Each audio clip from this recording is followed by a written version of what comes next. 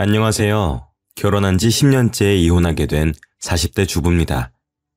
다들 코로나 때문에 고생이 많으실 텐데요. 저도 그놈의 코로나 때문에 이혼을 결심하게 되었습니다. 하지만 이혼한 전 남편이 그리워져서 이렇게 사연글을 보내게 되었습니다. 이혼해놓고 무슨 말을 하나 싶으실 겁니다. 제가 남편을 불쌍하게 여기고 딱하게 여기는 이유를 말씀드리려면 저희 부부가 이제 막 아이를 가졌을 때부터 아셔야 됩니다. 신혼여행을 갔을 때 아이를 가지게 되었는데 남편이 다짜고짜 시어머니와 같이 살자는 거 있죠. 친정엄마랑 같이 사는 거 반대할 땐 언제고 막무가내로 어머님을 데리고 와서 어이가 없었습니다. 저희 남편이 장남도 아니고 큰형이 있는데도 자기가 굳이 모시겠다고 하더라고요.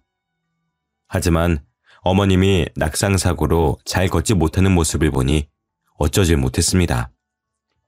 시어머니 성격도 보통이 아니라서 면전에서 대놓고 같이 살기 어려울 것 같다고 말도 못했죠. 시어머니와 8년을 같이 살면서 돌아가실 때까지 어려워했지만 그때는 나이가 어려서 어머님께 대들지도 못했었거든요. 아들 하나를 키우면서 또 어머님도 돌봐드리며 힘겹게 살아가고 있었는데요. 시어머니 눈치를 보면서 사느라 조금 힘들었지만 남편이 제 편을 들어주니 괜찮았습니다. 하지만 한 번씩 고비가 찾아오더라고요. 어느 날 어머님께서 병문안을 다녀왔다며 치매 이야기를 꺼내시더라고요. 야야, 내가 만약에 치매에 걸리면은 요양원에 집어넣을 거냐? 응? 어렸을 때 친하게 지내던 애가 치매에 걸려서 잠깐 얼굴 보고 오는 길인데 세상에 어떻게 그런 곳에서 지내는지 모르겠더라. 나는 그런데 안 보낼 거지? 그럼요, 어머님. 절대 안 보내야죠. 설마 지금까지 잘 모시고 살고 있는데 어머님 치매 걸렸다고 요양원에 보내겠어요? 치매 노인이라니. 벽에 똥칠할 때까지 산다는 말이 있을 정도로 극악의 난이도가 아닌가요? 차라리 갓난아기 2명을 동시에 키우면 키웠지 치매 노인과는 못 살았습니다. 하지만 이 말은 속으로만 생각하고 차마 입 밖으로 이야기하지 못했죠. 남편도 옆에서 제 말을 듣고 놀란 눈치더라고요. 제 속도 모르고 정말 그럴 거냐고 따지길래 나중에 이야기하자고 속닥거렸습니다. 그리고 안방으로 가서 남편에게 미리 말해두었죠. 당신 어머님 앞에서 그런 것 좀 묻지 마. 어머님 앞에서 직접 모시겠다고 하지.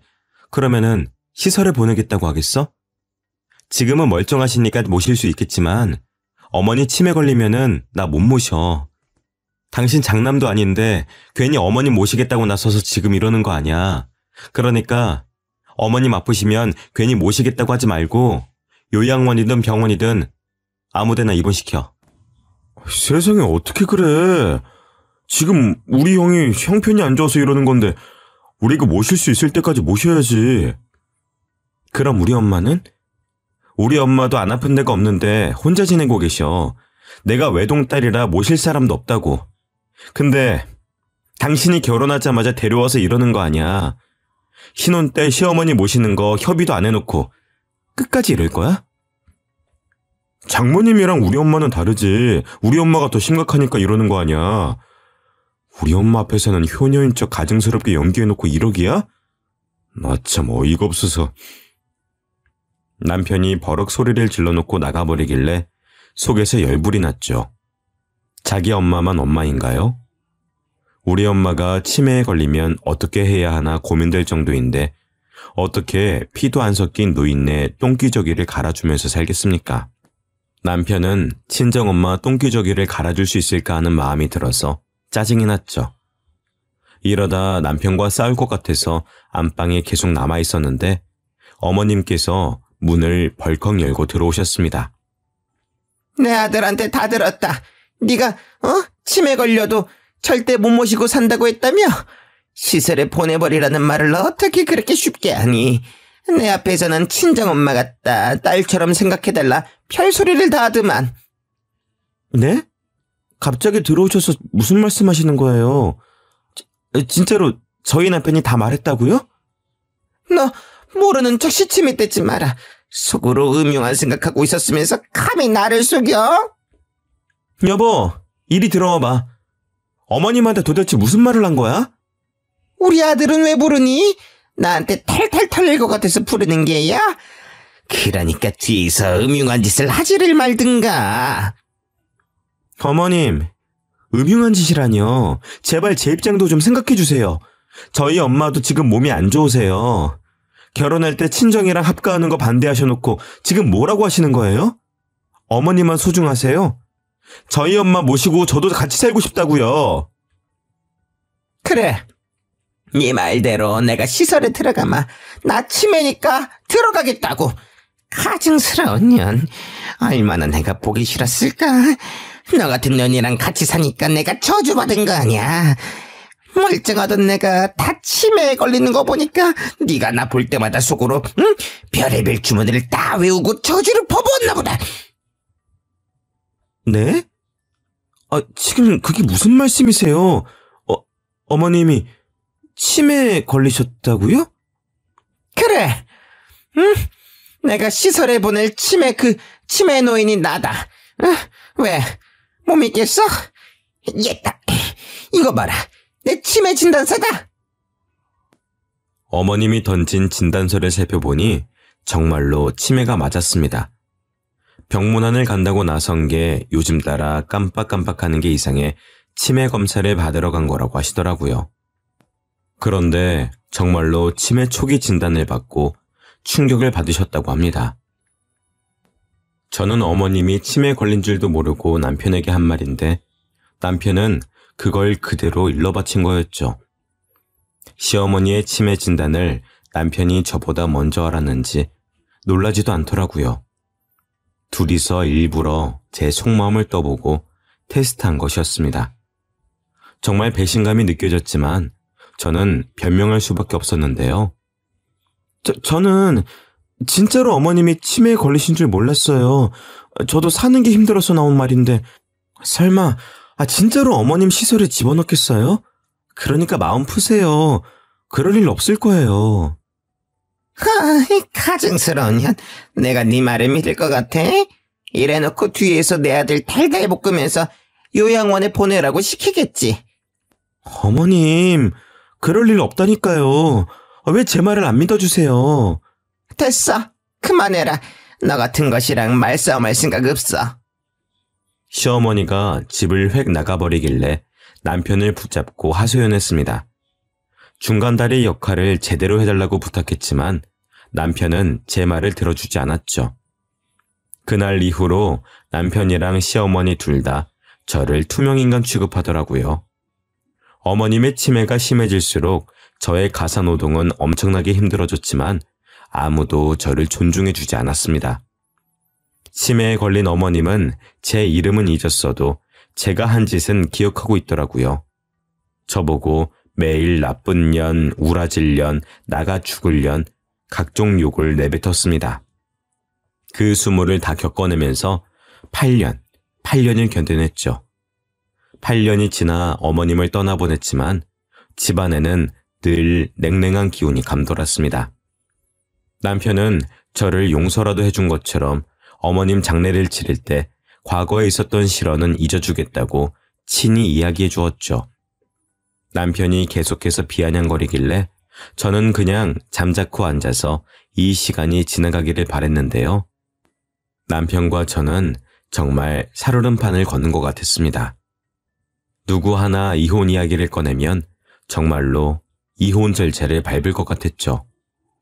그러다가 저희 남편이 재택근무를 하게 되면서 확실한 위기가 찾아왔습니다. 저희 남편은 땡땡사에 다니고 있는 회사원이었는데 요새 코로나라서 재택근무를 한다고 하더라고요. 처음에는 한 달 정도만 재택근무를 하겠지 싶었는데 코로나가 점점 심해져서 3개월을 넘게 집에서 일하게 되었습니다. 그러면서 남편의 몸이 점점 거대해지고 있었죠. 적어도 10kg에서 15kg는 찐 것 같아서 남편을 힐난했죠.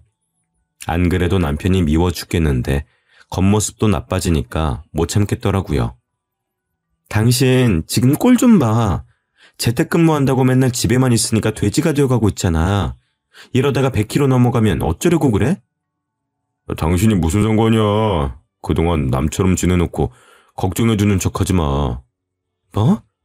남처럼? 어떤 남이 쌍욕하는데 참아주나? 당신 어머니가 나한테 쌍욕을 해도 참았어. 내가 시어머니 친딸처럼 챙겨주고 돌봐준 건 생각도 안 하는 거야? 치매에 걸리면 시설에 잡아놓는다고 말한 사람이 누구였어? 어? 진짜로 시설에 집어넣으면 나랑 이혼할까봐, 어? 그래서 억지로 돌봐드린 거잖아. 내가 억지로 했다고? 난 정성을 다해서 돌봐드렸어. 그럼 당신은 뭘 했는데? 어머님 돌아가시고 친정엄마랑 같이 살자고 했을 때도 당신은 안 된다고 했잖아. 나 그것도 이해하고 참아줬어. 근데 나한테 어떻게 이래? 그럼 그때 이혼하자고 하지 그랬어? 응? 그때는 사지 멀쩡하고 돈도 잘 벌어오니까 참은 거 아니야. 코로나 때문에 벌어오는 돈도 적어지고 뚱뚱해지니까 이혼하고 싶어졌어? 당신 말이 너무 심한 거 아니야?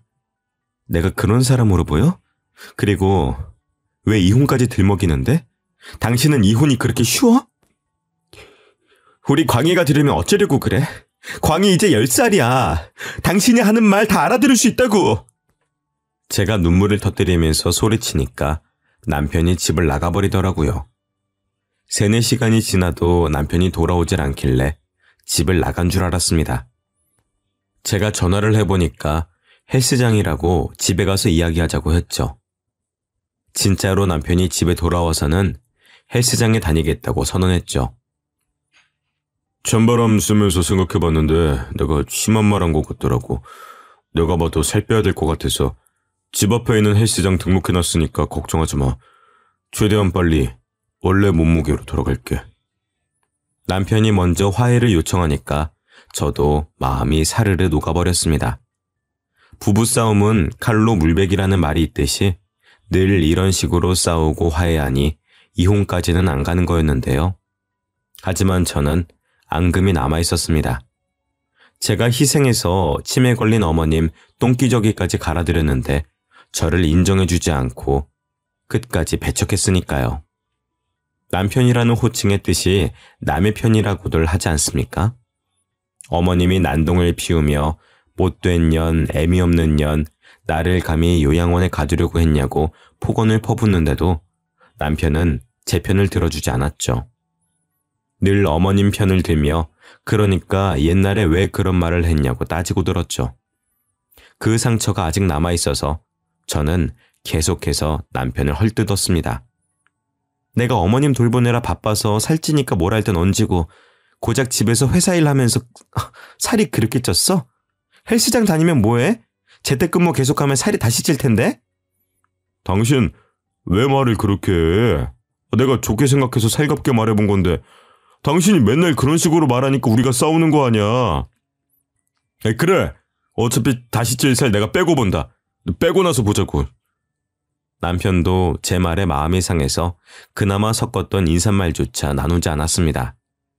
약속이나 무얼 사려고 잠시 나갈 때도 다녀오겠다, 다녀왔다는 말도 하지 않은 거죠.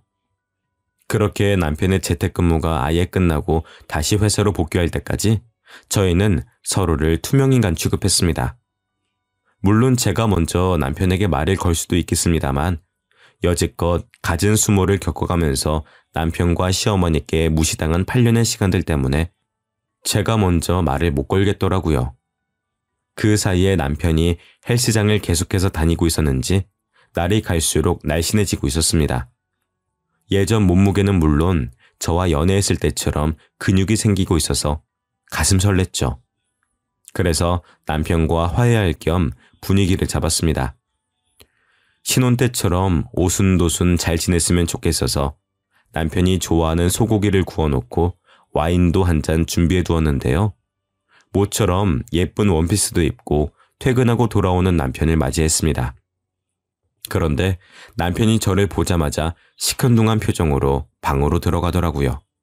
제가 따라 들어가니 남편이 신경질적인 목소리로 물었습니다.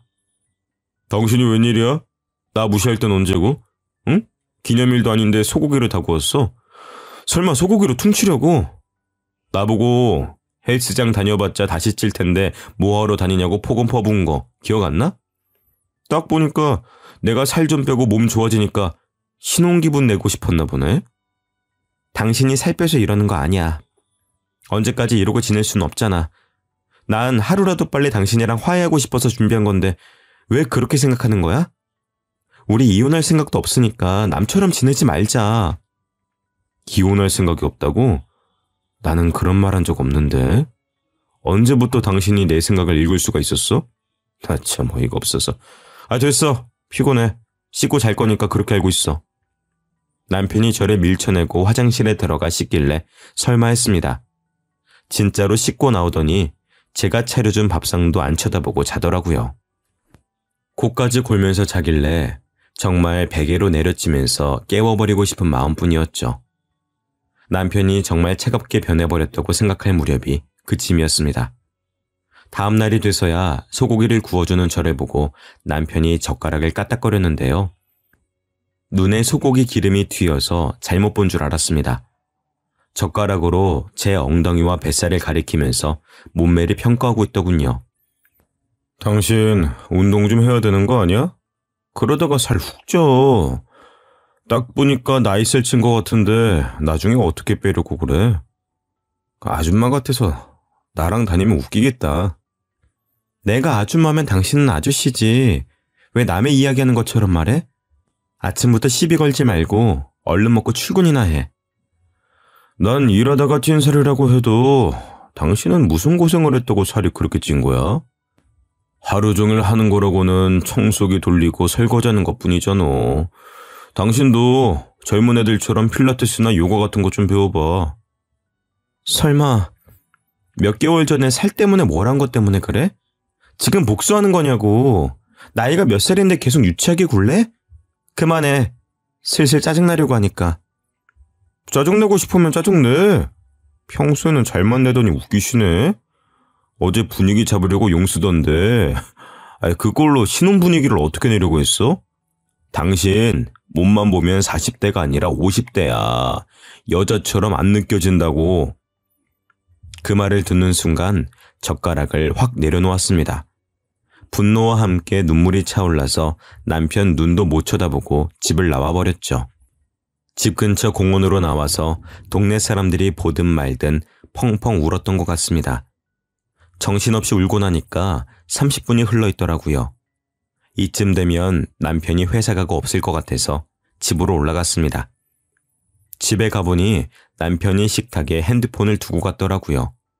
가져다 둘 생각은 추호도 없어서 구석에 던져두려고 핸드폰을 챙겨들었습니다. 그때 충격적인 장면을 목격했죠. 남편이 무음으로 맞춰뒀는지 핸드폰 알람 소리도 없이 문자가 한 통 왔는데요. 순식간에 사라졌지만 딱 봐도 여자와 나눈 메시지였습니다. 오빠 출근했어? 오늘 운동하러 올 거지? 야근하게 되면 말해줘. 같이 단백질 챙겨 먹고 운동하자. 자기 오늘도 화이팅! 사랑해! 이 문자를 본 순간 남편이 바람을 피느라 저에게 차가워진 거라는 생각이 들었습니다. 그래서 남편이 올 때까지 기다렸죠. 제 예상대로 남편이 오자마자 핸드폰을 찾더니 제 눈치를 보더라고요. 저는 모르는 척 집안일을 하다가 남편의 비밀번호 패턴을 알아냈습니다. 남편이 자는 사이 몰래 알아놓은 패턴으로 핸드폰 잠금 장치를 열어보았죠. 문자가 지워지지 않고 아직 남아있길래 제 핸드폰으로 찍어두었습니다. 제가 본 문자 말고도 헬스 트레이너와 수많은 문자를 나눴더라고요. 헬스장을 처음 다닐 때부터 연애하는 것처럼 알콩달콩 이야기를 나누었다는 사실을 알고 충격을 먹었습니다. 최근에는 본격적으로 저를 속이고 데이트를 하거나 당일치기 여행을 간 날도 있었는데요. 그 문자들을 본 순간 운동하러 가는 남편을 따라 나서야겠다는 결심이 들었죠. 그래서 바로 다음 날 남편 회사 근처에 숨어있게 된 거였습니다. 남편이 퇴근하고 회사에서 나와 헬스장으로 가는 것 같길래 저도 따라갔죠. 남편이 당연히 헬스장으로 갈 줄 알았는데 웬 주택가로 들어서더라고요. 설마 그동안 헬스장이 아니라 불륜녀의 집으로 들어간 것이 아닐까 하는 예감이 들었습니다. 역시 제 예감이 맞더라고요. 남편이 익숙하게 오피스텔로 들어가 불륜녀 집 비밀번호를 누르더니 현관문을 열고 있었습니다. 당연히 그 안에서 불륜녀가 튀어나와 남편에게 안기었죠. 저는 그 모습을 보자마자 바로 달려가 불륜녀의 뺨을 내려쳤습니다. 남편이 화들짝 놀라 저를 보더니 대뜸 소리를 질러댔죠. 당신이 왜 여기 있어? 지금 설마 날 미행한 거야? 완전 미친 여편네 아니야. 아무리 가족이라도 그렇지 이거 범죄인 거 알지? 스토킹에 폭행죄까지. 야, 우리 지훈이가 때릴 데가 어디 있다고 때려. 당신 거기 딱 있어. 경찰에 신고할 테니까. 뭐? 신고? 당신 돌았어? 나 몰래 바람핀 것도 모자라 신고를 해? 그것도 불륜녀 편을 들면서? 그래, 신고해. 경찰 올 때까지 너 죽고 나 죽자. 누가 이기는지 보자고. 제가 불륜녀 머리채는 물론 남편의 머리채까지 잡으려고 하니까 남편이 난동을 피우며 저를 밀어냈습니다. 아이씨, 이 옆에 내가 진짜. 당신이 뚱뚱해서 이러는 거 아니야. 우리 지훈이를 봐. 얼마나 날씬하고 예뻐? 근데 당신은 곧 있으면은 아줌마를 뛰어넘어서 할머니가 되게 생겼네? 거울은 보고 다니는 거야? 왜 이렇게 막말하는 건데? 생각이란 걸 하고 있긴 해? 진짜 나랑 이혼하려고 이러는 거야? 우리 광희를 생각하라고. 당신 원래 이런 사람 아니잖아. 이 여자한테 홀려서 이렇게 된 거잖아. 내가 이번 한 번만 봐줄게. 그러니까 우리 돌아가자. 응? 내가 왜? 이 손 놔. 우리 엄마 치매 노인이라고 매일 눈치 주고 집안에서 편하게 못 있게 할 때는 언제고 피해자인 척 하는 거야? 다른 여자들은 아무 말 안 하고 시댁살이나 잘한다고 하던데, 응? 당신은 뭐가 그렇게 잘나서 틈만 나면 나한테 뭐라고 하고 시비 걸고 그러냐고. 너 잘난 거 하나도 없잖아. 예쁘기를 해, 날씬하기를 해? 둘 다 부족하면 성격이라도 좋든가. 제가 간절하게 매달리는데도 남편이 제 손을 뿌리치면서 저에 대한 비하 발언을 내뱉더라고요. 기다렸다는 듯이 줄줄이 저에게 욕을 해대는데 정말로 오랫동안 생각해온 진심 같아 보였습니다. 남편이 저 몰래 이런 생각을 하고 있다니. 남편의 손이 제 손이 아닌 제 뺨을 후려치는 기분이 들었죠. 갑자기 몰려오는 배신감에 못 이겨 저도 남편에게 이혼 이야기를 하고 말았습니다. 아, 그러셨어? 당신만 힘들고 불편했다 이거지? 정작 치매 놓인 똥기저귀 갈아주고 욕짓거리 다 듣고 산 나는 오죽했겠어? 그래, 8년간의 고생도 이해 못해준 사람이랑 어떻게 살겠니? 당신 나랑 이혼하고 싶어서 이러는 거지? 이혼하자. 지금 당장 이혼하자고. 바라던 바야. 이혼 도장 바로 찍어. 당신이랑 어떻게든 이혼하고 싶었는데 드디어 이혼하게 됐네. 대놓고 바람핀 주제에 내가 그냥 이혼해 줄 것 같아?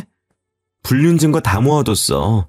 내가 이혼 소송 걸 테니까 위자료랑 우리 광희 양육비나 준비해. 남편이 이쯤 되면 제게 빌빌거리며 다시 생각해보자고 할 줄 알았습니다. 그런데 콧방귀를 뀌고 불륜녀와 함께 집 안으로 들어가 버리고 말더라고요. 차마 초인종을 누르며 당장 나오라고 이혼하자는 말 취소하라고 할 순 없었습니다. 그저 불륜녀가 사는 집 앞에 주저앉아 눈물만 흘리고 있었죠. 다 울고 나니 혹시나 남편이 돌아오진 않을까 기대했습니다. 제 집으로 들어가 남편을 기다려보았지만 남편은 돌아오지 않더라고요. 실제로 이혼 소송 절차를 밟았는데 한 달 만에 만난 남편은 위자료와 양육비는 얼마든지 줄 수 있다고 호언장담했습니다. 억울한 마음에 높은 금액을 불러 합의하려고 했지만 남편이 불륜녀 자랑을 하면서 진짜로 그 돈을 준다고 하더라고요. 그래서 제가 무슨 돈이 생겨서 이렇게 이혼하려고 하냐고 물었습니다. 무슨 돈이긴, 우리 지훈이가 그러는데 그 정도 돈은 돈도 아니라고 하더라. 껌값이래, 껌값. 지금이라도 당장 줄 수 있다던데? 당신이랑 급이 달라. 헬스 트레이너도 취미로 하고 있는 애라고. 집에서 탱자탱자 노는 당신이랑은 달라. 당신이 찾아온 그 오피스텔 건물도 우리 지훈이 거야. 가지고 있는 건물이 한두 채가 아니라니까. 그래, 너 잘났다. 양육비랑 위자료 못 준다고 하면 바로 고소할 거니까 그렇게 알고 있어. 당신이야말로 나중에 더 달라고 빌빌거리지 마. 추억에 굴지 말라고. 남편이 이혼 후에도 저를 비웃으며 약 올릴 줄은 몰랐습니다. 뭘 믿고 이렇게 당당하나 싶었는데 불륜녀 재력을 믿고 있더라고요. 불륜녀 집안 자체가 부자로 이름난 집안이라 기세등등해진 것 같았습니다. 회사도 그만두고 불륜녀랑 결혼 준비를 하며 해외여행도 다니고 있었죠. 저는 정말 알고 싶지 않았지만 저랑 이혼소송 중이거나 소송이 끝난 후에 광희를 보러 올 때마다 불륜녀 자랑을 그렇게 해댔습니다. 우리 지은이가 결혼식 올리기 전에 하와이로 여행 가지. 그러면서 신혼여행은 프랑스로 가자고 하는 거 있지. 돈이 너무 많으니까 가성비는 걱정할 필요도 없더라. 하고 싶은 대로 다 할 수 있어서 너무 좋아. 우리 지훈이랑 결혼하면은 청첩장 줄게. 너도 와가지고 호화 결혼식이 뭔지 좀 구경해. 축의금은 안 줘도 돼. 장인어른이 워낙 부자라서 그런 거 안 받겠대요. 광희야, 학원 갈 시간이라고? 엄마가 데려다 줄 테니까 가자.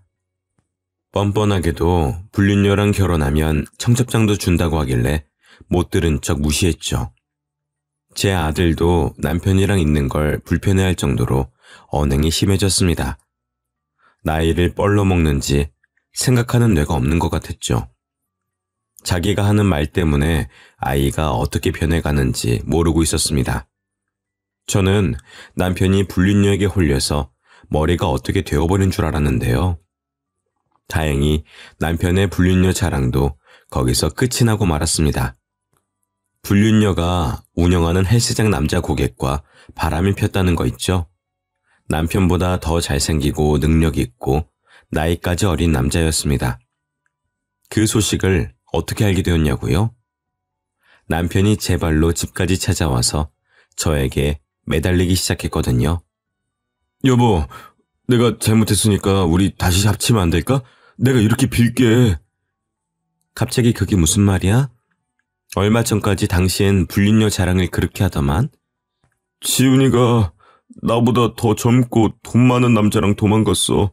PT 해주는 남자 고객 같은데 내 돈 다 가져가서는 연락도 안 받아. 나한테 아버지 사업 핑계대면서 대출까지 쓰게 만들더니 나 그년 때문에 땡전 한 푼도 없어. 오히려 빚만 늘었다고.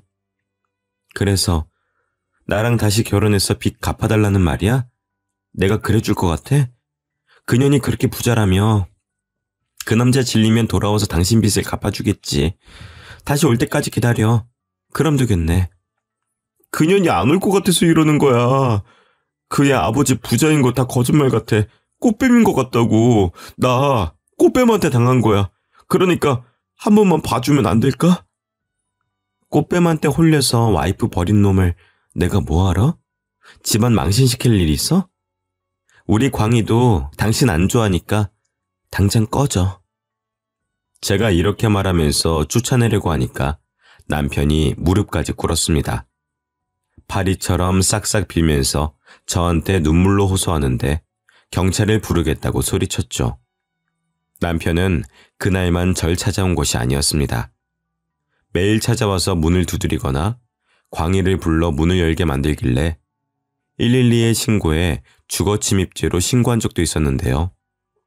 진짜로 경찰들이 남편을 잡아가니까 그 뒤로 제 집을 찾아오지 않았습니다.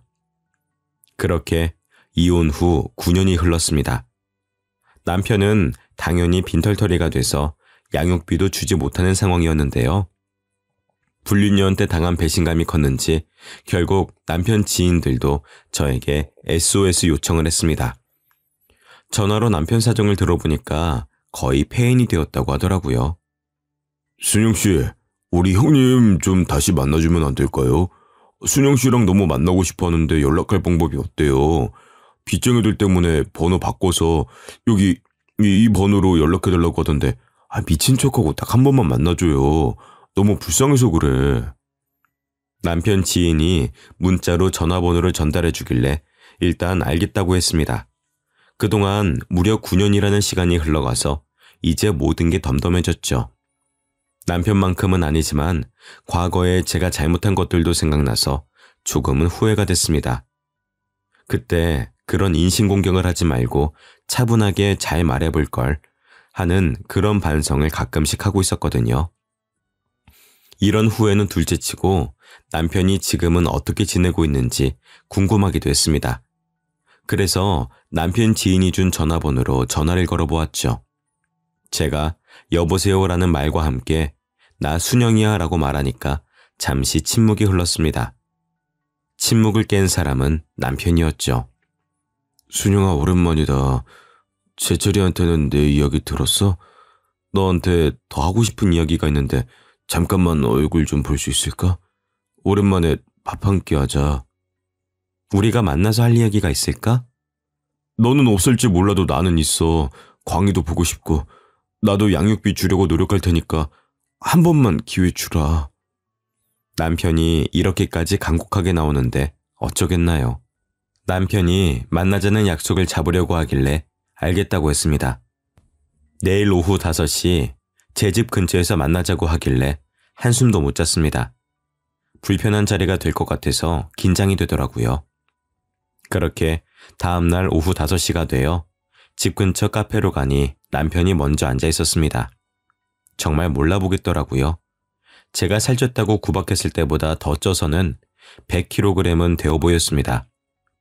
처음에 긴가민가해서 조심스럽게 자리에 앉으니 남편이 멋쩍게 웃어 보이며 말했습니다. 너무 변했어. 못 알아보겠지. 잘 보일 사람도 없고 일하고 퇴근하고 술 한잔하면서 살다 보니까 이렇게 됐어. 일은 하고 있었던 거야? 제철 씨한테 다 들었어. 거의 폐인처럼 살고 있다며. 집에 틀어박혀서 술만 먹고 사는 거 아니지? 일은 하고 있어. 그냥 음식 배달 업체에서 일하고 있는데 벌이가 안 좋네. 배달 일을 한다고? 재혼한다고 회사 그만둔 뒤로 다시 취직 안 한 거야? 다시 취직했는데 해고당해서 1년 전부터 배달하고 있었어. 오토바이도 탈 줄 모르면서 무슨 배달을 한다고 그래? 요즘 비도 많이 오고 오토바이 사고 많이 나던데 당신도 조심해. 제가 사고 걱정을 하기 무섭게 남편이 긴 바지를 걷어올려 다친 상처를 보여주었습니다. 딱 봐도 아스팔트 바닥을 그대로 긁은 듯 험악한 상처가 무릎에 나 있더라고요.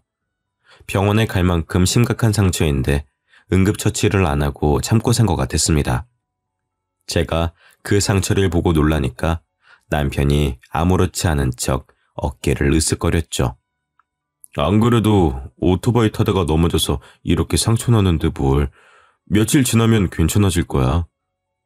이러지 말고 나랑 같이 병원 가자. 엄청 아플 것 같은데 어떻게 이러고 살았어?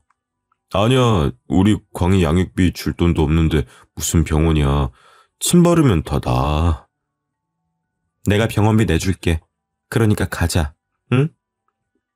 병원비 말고 나랑 밥 먹어주면 안 될까?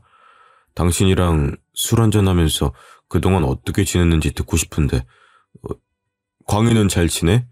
갑자기 보자고 하면 싫어하려나? 광희한테 한번 물어볼게. 광희 요즘 사춘기라서 예민하거든. 당신 만난다는 말 할진 모르겠다. 그렇구나. 역시 나 만나기 싫어하겠지? 나 같아도 안 만날 것 같긴 하다. 남편의 이런 모습을 보니 측은한 마음이 들더라고요. 저는 남편과 이혼하고 필라테스를 배워서 제 집 근처에 필라테스 센터도 세우게 되었습니다. 이제 자리 잡아서 돈도 여유 있게 벌고 20대 때보다 더 멋져졌다는 소리도 듣는걸요. 그만큼 몸매도 탄력이 있어졌는데 남편은 저랑 반대가 되어가는 것 같았습니다. 제 아들 광희조차 전교 1등을 연이어 기록하며 담임 선생님들조차 서울대를 목표로 하자는 이야기가 나오고 있는데 남편은 날이 갈수록 불쌍하게 사는 것 같아서 눈물이 날 뻔했죠.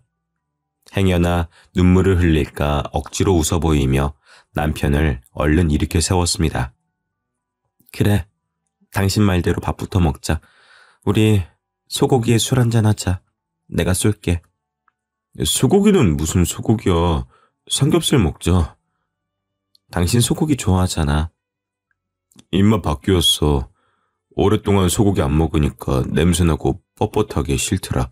돼지고기는 많이 먹을 수 있으니까 그거 먹으러 가자고. 소고기 많이 시켜.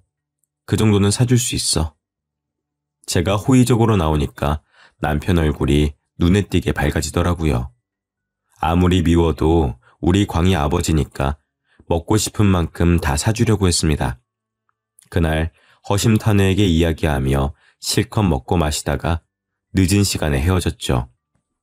정말 그날이 마지막인 줄도 모르고 나눈 식사와 대화였던 것이죠.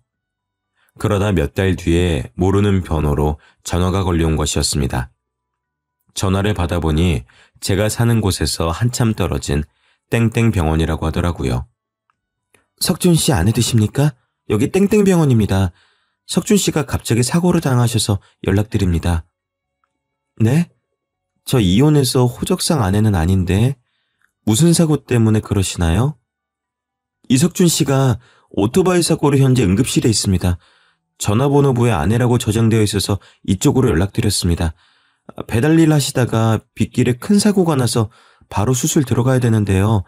보호자분 서명이 필요합니다. 알고 보니 남편이 저를 사랑하는 아내라고 저장해 두었던 것이었습니다.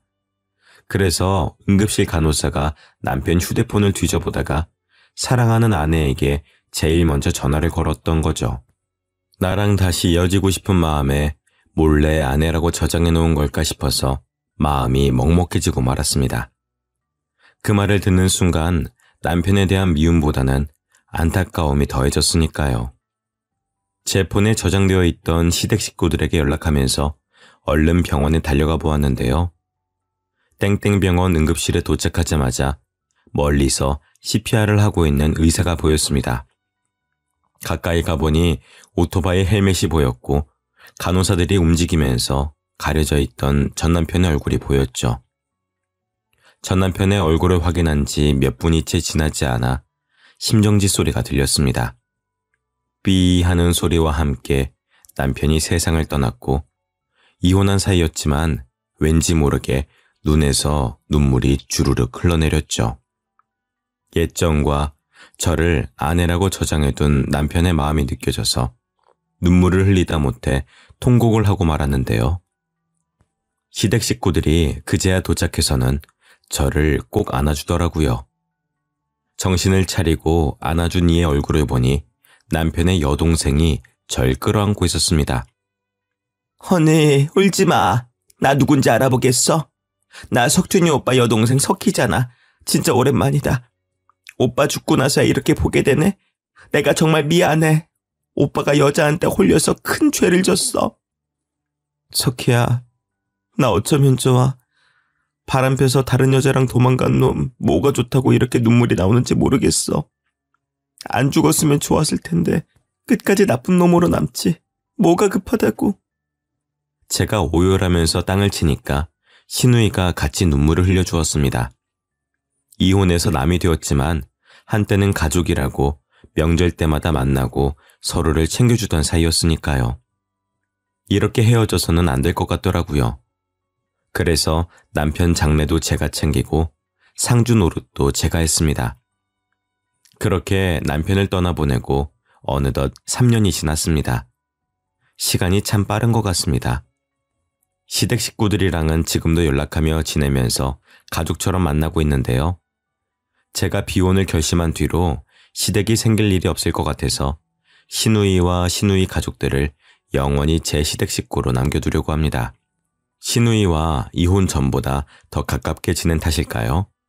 요즘 따라 신우이 가족이 된 기분이 듭니다.